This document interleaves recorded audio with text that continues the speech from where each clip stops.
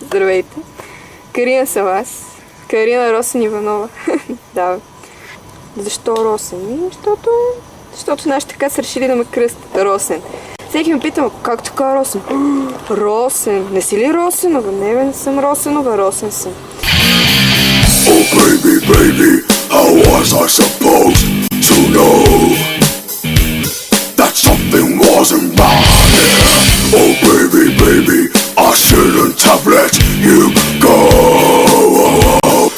Уча в Перник, живея в Радомир. В езиковата гимназия съм 11 клас. Ужасно е положението, не ми се завършва. Не искам. Друг какво кажа? Българското образование е малко на по-ниско ниво, защото в днешно време на учителите не ги интересува много това какво преподават на децата и по какъв начин. Малките заплати сигурно ги комплексират или не знам. Просто им убиват желанието за работа, а те на нас убиват желанието за учене.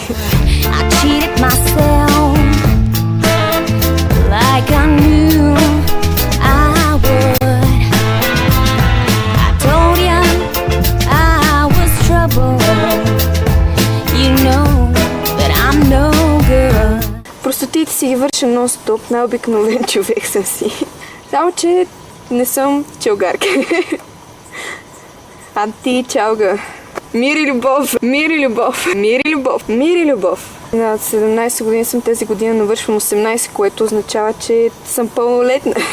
И трябва да нося отговорност за себе си, макар че на 18 години това не означава, че ти можеш да носиш отговорност за себе си и за делата си. Това не означава, че си по-умен или по-разсъдлив, или по-реално и трезво гледаш на нещата. Искам да си остана дете. Хлопачи, както Леля ми викаше едно време, фъстарекова. Защото съм мъничка като фъстечи.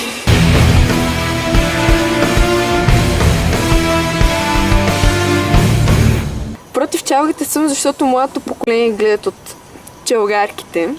И ако сте забелязали, по улицата почват да излизат все повече хора с меко казано полички, които приличат на коланчета, примерно.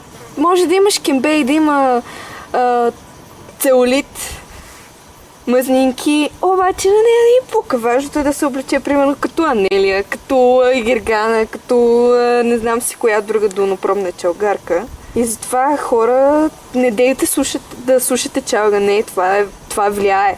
Това влияе вредно. Убива мозъчни клетки. Край!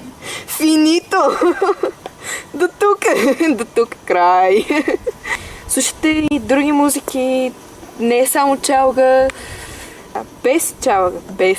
Now we're walking down an alley. Now I'm talking spiritually. We got one eye on the future and the other on our money. Расте културата. Леле, по едно време бе хубаво да порасте културата. Мислех си правим расти. Викам, не, край. Аз ще си правя расти. Ще бъда растафарка. Даже по едно време почнах да живея здравословно. Защото, примерно, това изисква раста културата. Те не ядат подправки, не такива неща. И много други хубави качества има в раста културата. Растителни.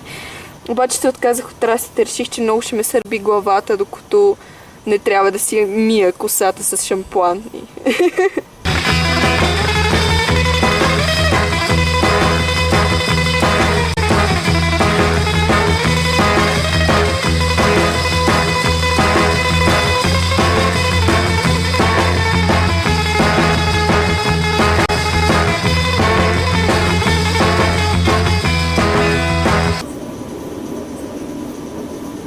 Де да знам.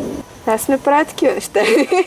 Не, че не съм ненормална, де. Не употребявам. Друг какво кажа? Общо взето може да ни намерите по всяко време в Енергото. Това е нашия втори дом. С слънчеви хора, с хора, които се смеят, радват, веселят, усмихват се, дивеят, щуреят, луди неща правят. Примерно на едни приятели им беше скимало да ходят в 12 часа. 12 ли беше? Някъде през нощта по гробищата. Ма какво ще правите вие по гробищата, бе? Леле, луди. Ама пак си е готино като идея.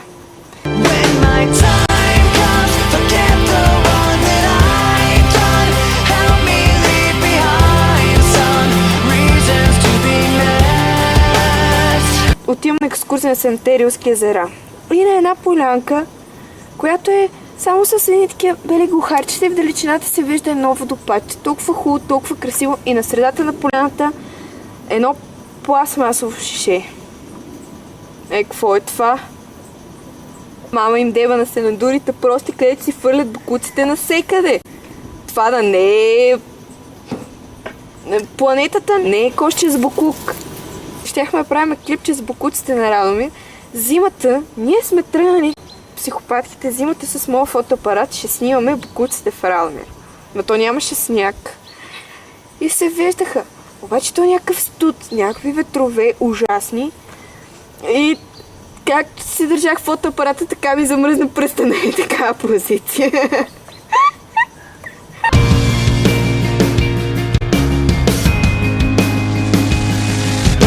Имаше само един нормален човек, дето аз си говорих с него, защото с другите ме беше страх. Имаше един, дето се разходише с една поличка, с някаква растичка отзад. Само една растичка отбелязвам.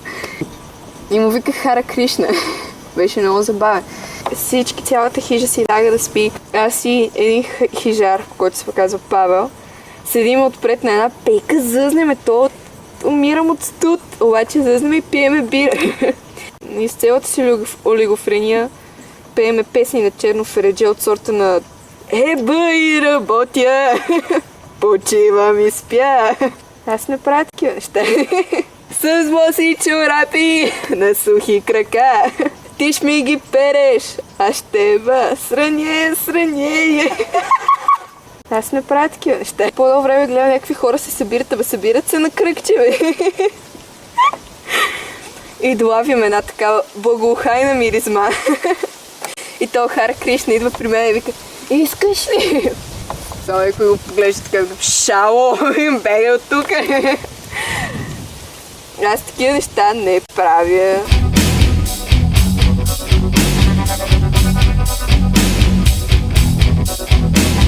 Най-така ми буди интереса и вниманието, това е медицината. И това съм аз. Един човек с странни вкусове, странни разбирания, може би, и хаотичен. Честно казвам, съм си хаотична. Това е за мене. Обичайте ме, хора, защото и аз ви обичам. Мир и любов.